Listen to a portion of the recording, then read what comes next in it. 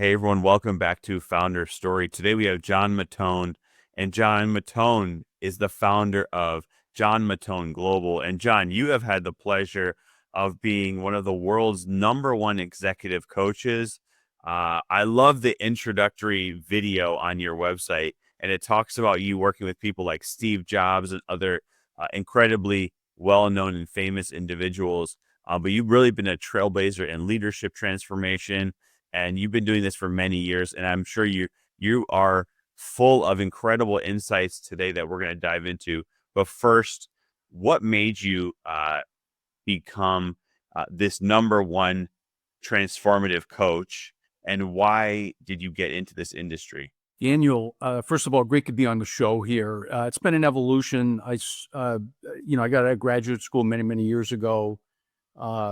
Started my first job at Conoco, the oil company, and discovered I was a pretty good trainer. And I got a lot of feedback from executives at Conoco saying you should start a business. So for 10 years, I ran around the world. My wife and I raised our family of 4, but I was never home. Wrote a couple books during those 10 years. Was not doing any coaching, Daniel, at that time. It was just basically speaking and training and so on and so forth. And was quite frankly unsuccessful. One of the books that I had written, Success Yourself, emerged later, which I'll get to in a second, 2010.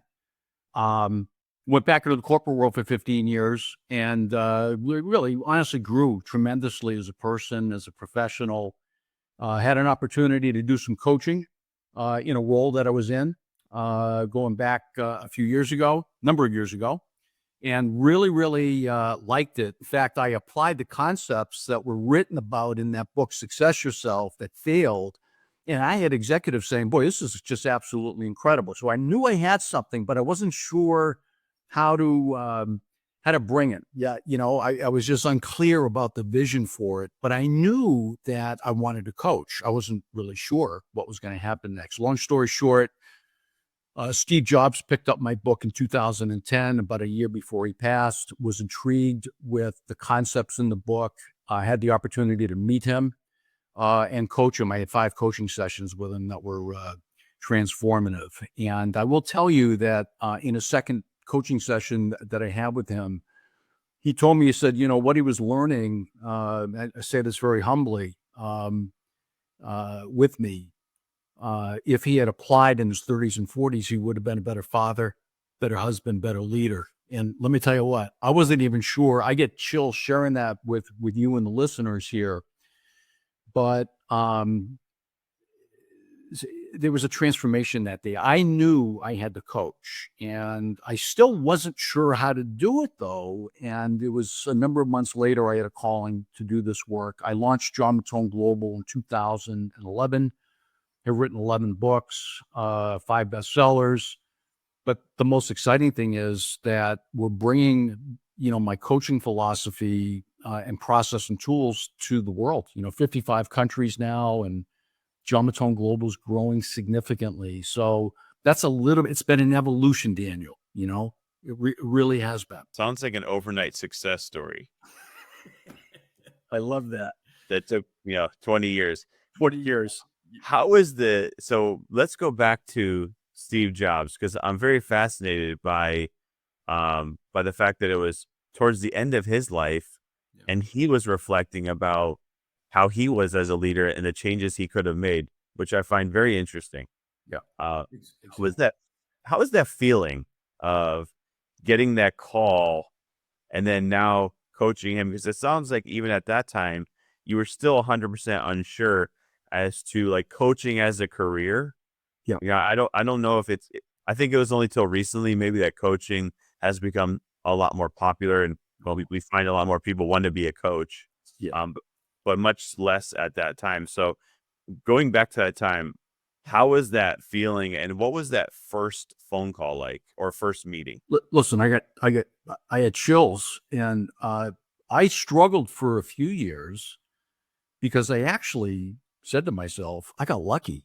And other than my wife and a couple really close people, really didn't even know. I wasn't sure how to actually bring it to the world. And I had a lot of it took me a few years to kind of open up, and now, now just about everybody knows I had this incredible opportunity. So, um, looking back on it, I don't think I was lucky, Daniel. You know what I'm saying? Because I don't think the incredible things that have happened to me, my family, and the business would have happened if it wasn't um, uh, meant to be.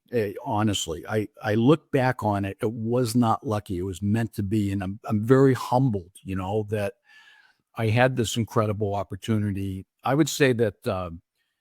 One thing that is core, I think, in growth of a human being is making the decision to be vulnerable. If you don't make that decision, you're done. In this world today, things are moving so quickly. You're going to stagnate. You're going to die. And one element, I'm sure parents listening in, we teach this to our children to be vulnerable, open. Listen to the teachers, and you go to church, you listen, right?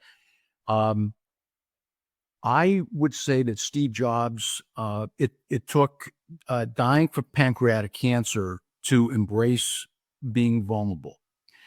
And with him saying to me that he could have actually been vulnerable at a younger age and would have grown more and would have been a better human being, was to me an important tenet that I took with me. And that's what I bring to the world now, that, listen, you want to become better. Yeah. Think differently, think big, but you've got to consciously make that decision to be vulnerable to ignite growth in yourself, your team, your family, so on and so forth. If I think back to the most famously known leaders, I, especially if they were men, I don't really see them ever being vulnerable. Maybe I think it's only, until recently that I know, leaders that are more open to being vulnerable.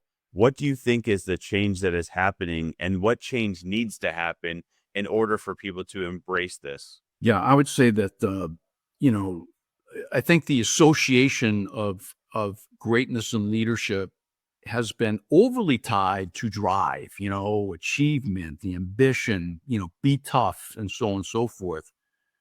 And I think with generational changes in this whole notion of recognizing, Daniel, that you can drive and be achievement oriented and ambitious, and um, but but you can also have a heart. You can have the courage, and that's what it takes. To show your heart and be compassionate, care for others. Those two worlds coexist beautifully. Okay, and when they coexist beautifully, what ends up happening is you don't compromise either side of the equation. The equation gets stronger in terms of building culture. We talk about culture ultimately, right? And same thing in our families too. There are some family cultures that are not good, and there are some family cultures that are really good. Where's that come from? It comes from leadership, and it's instilling belief, right, in the children, that they can execute what needs to be executed, they can achieve their dreams, and so on and so forth.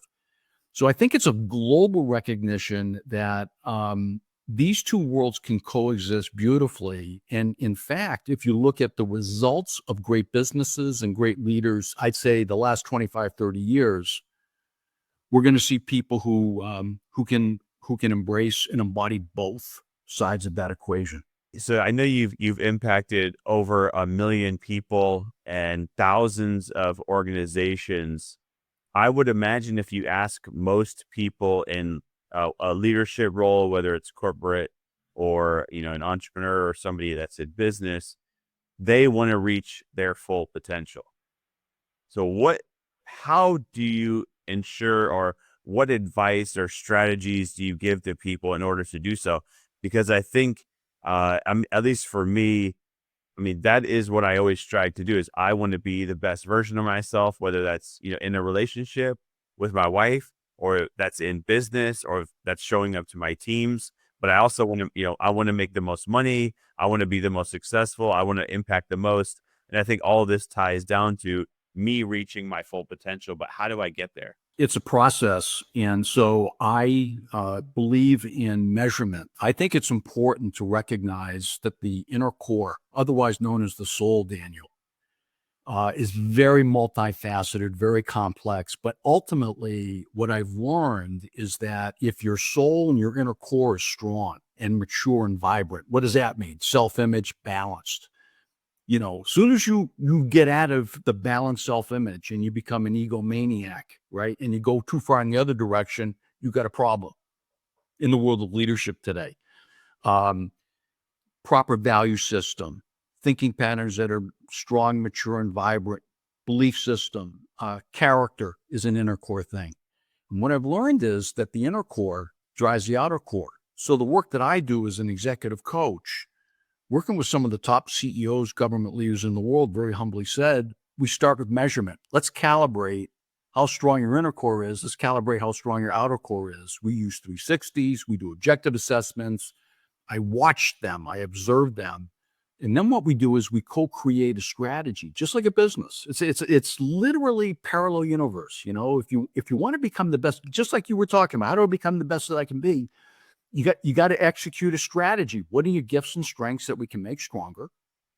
And what are the things that are getting in the way now or could get in the way? Let's put a strategy together. It's very practical, and we're gonna work together to hold you accountable. And we're gonna involve stakeholders, people around you, to hold you accountable. And then we execute. And then what we do is we go back and we remeasure again. So executive coaching, the way I do it, very measurement oriented, very process oriented. And ultimately, here's the thing. I really believe we're all put on the earth to create a masterpiece. I can tell you that when I work with top people, they've accomplished a lot. But they recognize that, listen, a good portion of their masterpiece may have been built, but they're not there yet. And that is the key. And I think all of us is recognizing that it doesn't matter who you are and what you've accomplished, you still got a long way to go, okay? Most people die not having created the masterpiece. That's what drives me and my team to help, leaders all over the world in organizations ultimately create the masterpiece they were put on the earth to create. And, that ultimate vision is the overarching thing where the strategy comes alive. You know what I'm saying? Because a strategy only makes sense if it's connected to a higher order purpose. That makes sense? Yeah, you know what I find? I'm glad you bring this up.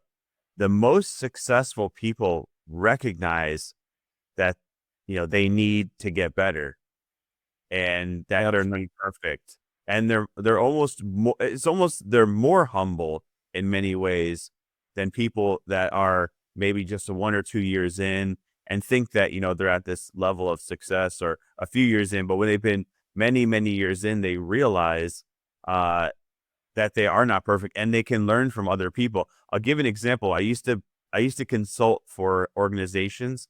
The first phone call I had, the CEO tried to make me quit, and it was the most uncomfortable thing, and I didn't want to do it anymore.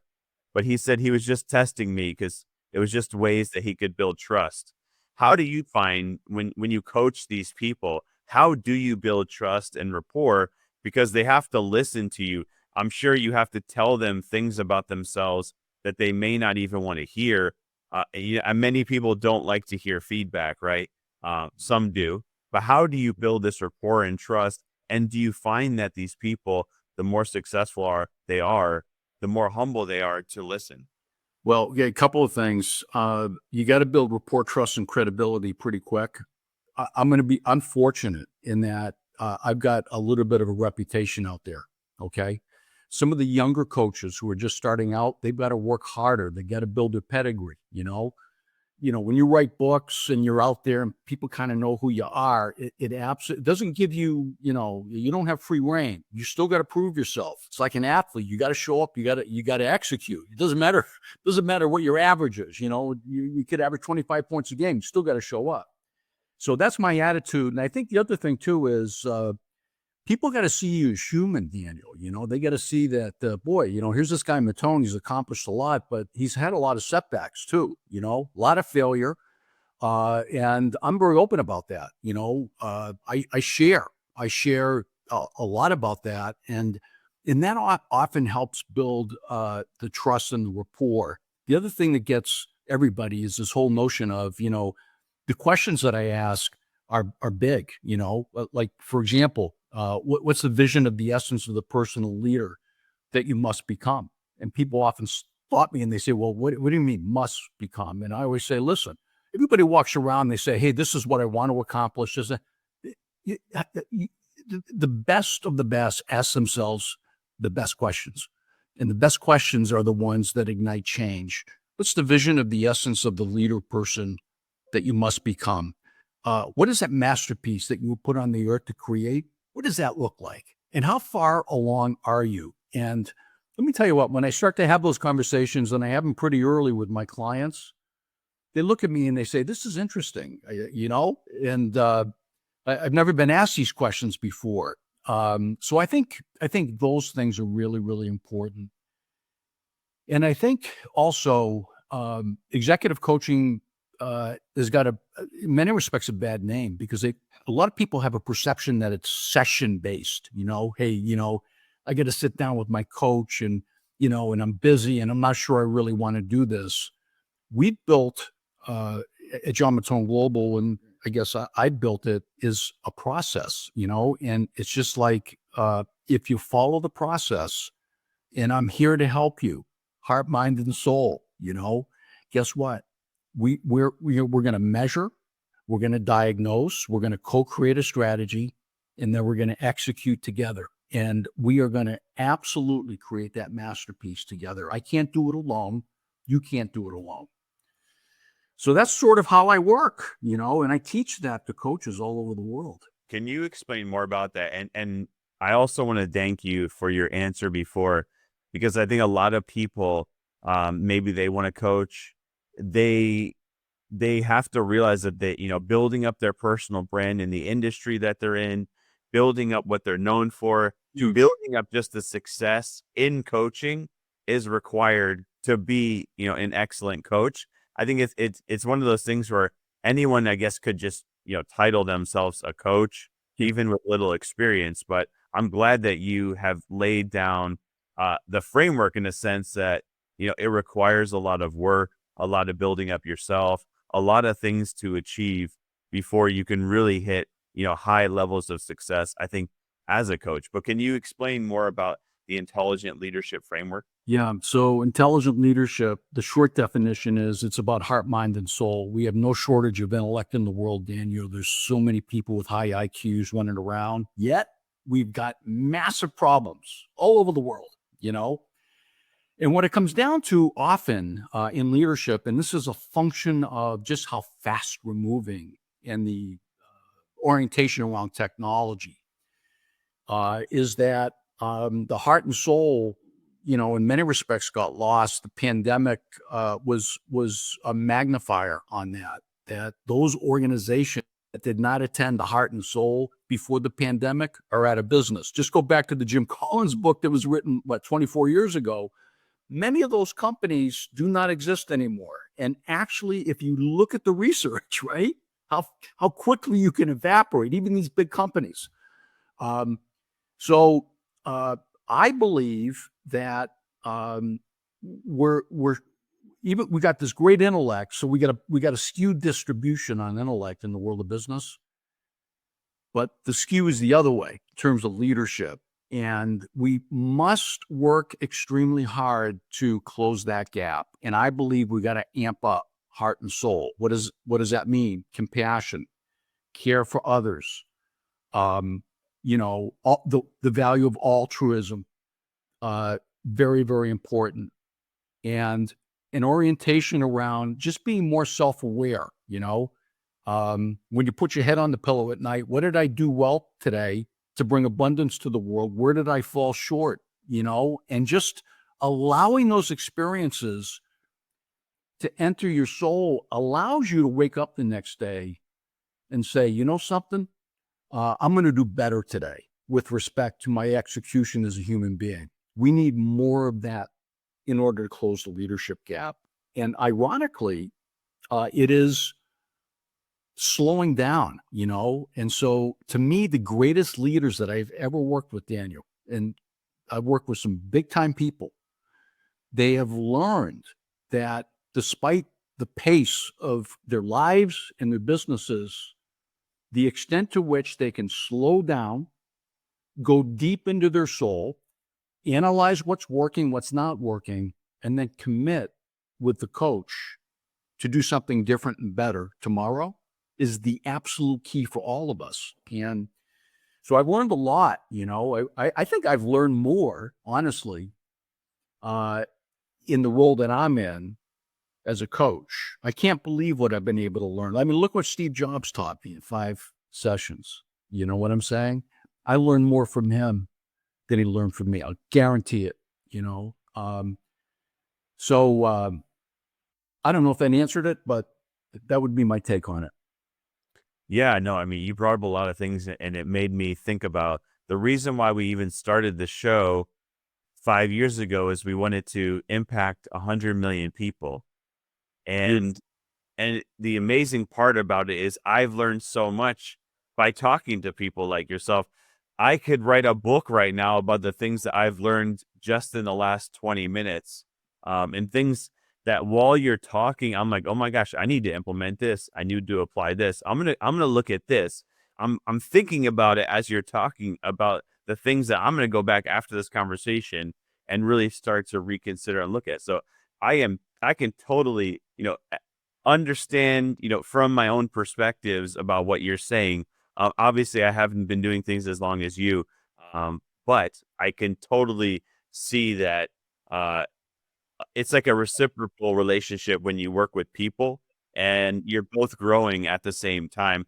So I'm curious from you though, Yeah. who is a mentor, coach, who is somebody that has, besides the learnings from Steve Jobs, has there somebody that coached you or somebody that was a mentor to you that you'd maybe want to say who's been really special? There've been multiple mentors. I continue to have not an official board of directors, but I have a team of advisors. My wife is one of those advisors. My wife Gail, 46 years married. Daniel, I'm the luckiest guy, really, honestly, to have a pillar like Gail as the leader of our family.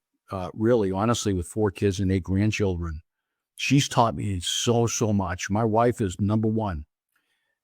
My parents, no longer with us, but my dad, Dominic Mattone, was an incredible leader in the United States Air Force. I learned so much from my dad, my mother, and my father and mother-in-law, also no longer with us. So those people were critical, in teaching me really important things. I got a first job at Conoco. I was fortunate. I had a gentleman by the name of Lou Larson who believed in me. Lou, 65, 66 years old. Here I am, 24. And he looked at me, he said, I don't know. I might have to take a risk on you, Mattone. There's something about you, and he took the risk, and here, Daniel, right? The greatest mentors, they believe in you more than you believe in yourself. You got to catch up. And so Lou was incredible, but I just look back on the years, so many people had touched my heart, my mind, and my soul to make me better.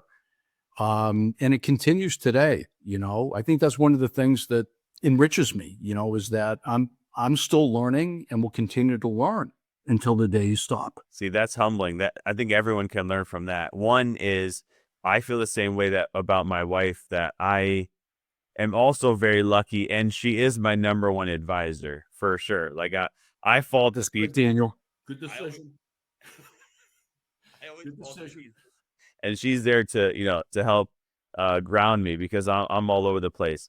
And then uh, everything else that you said around like the job, I can relate to that too. Having There was one person I can think back that really believed in me more than and I would not have been in my corporate job. I would have never been promoted if that one person didn't really take me under their wing. I think it really talks to the importance too of us almost paying that forward. Obviously, now you kind of pay that forward in your career, like you are a coach and but for other people, no matter what their role is, I think we don't always are cognizant or thinking about, hey, how can I pay this forward to the next person? We also never know what people will become. The amazing thing is you might help someone that I'm sure he never knew at 24 he was going to help John Mattone, one of the world's greatest executive coaches. So you just never know, what's going to become of someone. So listen, one of the one of the things was I met my uncle Joseph Mattone passed away last year. Joseph and my dad were first cousins, uh, Italy, and then New York. I never met Joseph. Joseph ended up becoming a famous lawyer in New York, and so on and so forth. And I remember my dad talking about, I never met Joseph. And it was a few years ago, he wrote to me, go, you Dominic's son? I said, yes. And he goes, John, come up to New York. I got to meet you, your blood. And I walked into his law office at what was he at the time, 85, Daniel, 85, 86. And he looks just like my dad. It was incredible, And he taught me about philanthropy. He said, John, you're doing amazing in your career. Be very, very proud of what you've accomplished. You got to give back. You got to give back. And I got to tell you, I wasn't going to bring this up today, but now you're bringing this up. And it's not about the money or whatever, just being a mentor to somebody. But Joseph ended up giving millions of dollars to St. John's University. And the law library at St. John's named after Joseph Mattone. And when I left the dinner with Joseph and the family, and now I'm close to that whole side of the family. Joseph passed away last year. I got home to Orlando and I said to my wife, Gail, I said, you know something, we got to create a couple scholarships, for the younger people. And that's what we've done. So Gail and I committed to, creating a couple of endowed scholarships at the University of Central Florida, where I got my master's degree, to do exactly what you're talking about, provide the opportunities for the younger people, the incredible young talent that we've got, so they can become the best that they can be. And right? A lot of the resources out there for the younger people aren't there, so whatever we could do to help was something that I was really passionate about doing, both my wife and I and our family. It's so easy to criticize younger generations instead of trying to uplift them and realize that we can help. We're always, as a species, we are very easy to say that they're lazy, they're this, they're that. They're always doing the wrong thing versus like, okay, how can I help somebody who's maybe in their 20s be the best leader that they can be? So I like your train of thought. Amazing how your uncle, even in the last 10% of his life, was able to teach you something in his 80s. I'm really inspired by your ability to really learn from everyone. I'm very inspired by that. I'm very inspired, humbled. I'm super appreciative that you were even here today. By the way, I also went to college in Orlando, but I didn't really finish though. So I can't still you. That's okay. But John, this has been really amazing. If people want to get in touch with you, they want to find out more information, maybe they want to work with you, maybe they want to buy your book, how can they do so? Yeah, just hit the website, johnmattone.com. We just launched our new website. We're really excited about it, Daniel. They could send an email to our CEO, Nicholas Mattone, Nick at johnmattone.com. Just send an email to Nick, and he loves to talk with everybody. And so I think that's the best way, website and email. You have an actor's name, John Mattone. That's like, if for some reason you retire from coaching and you want to be an actor, I feel like it's a shoo-in. John Mattone is like the prime character of a movie. But John, this has been great. I learned a lot today. Thank you for giving me 30 minutes of your time. I think the audience is going to also take away a lot. And I'd love to have you come back a few months and a year from now, hear what's going on then. But thank you so much for joining us today on Founder's Story. Been an honor, Daniel. Great to meet you. Great conversation. I learned a lot too. I really appreciate it.